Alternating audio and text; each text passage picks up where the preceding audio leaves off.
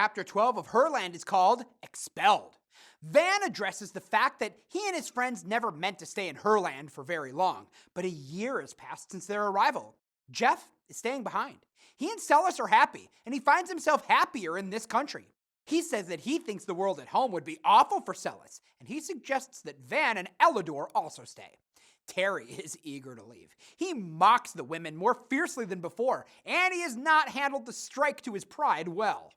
As they prepare to leave, Van attempts to explain to Elidor that there is so much wrong with his world. She cannot feel it, even as she seems to understand his words. The negative aspects of his world are so unfamiliar to her that they're incomprehensible.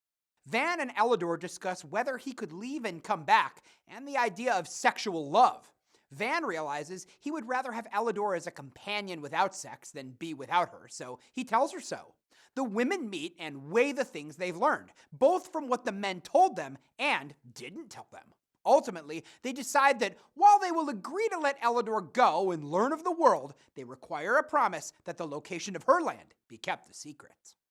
The ending of the novel is abrupt and inconclusive, partly because Herland was followed by a sequel, with Her in Our Land, wherein Van and Elidor return to America, but eventually decide to return to Herland and settle there.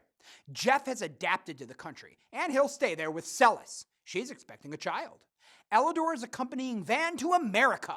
Terry and Nalima are separated as a result of his inability to evolve. Significantly, the decision not to reveal Herland's location is made not only because of Terry's act of violence against Nalima, but also because of the things the Herlanders have gleaned from the details they've learned about America. The women are cautious and wise.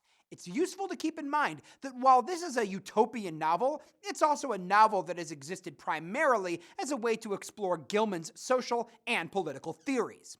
Separating the theories from the novel leaves a thin plot, but asking the men and the reader to think about these theories is what matters most.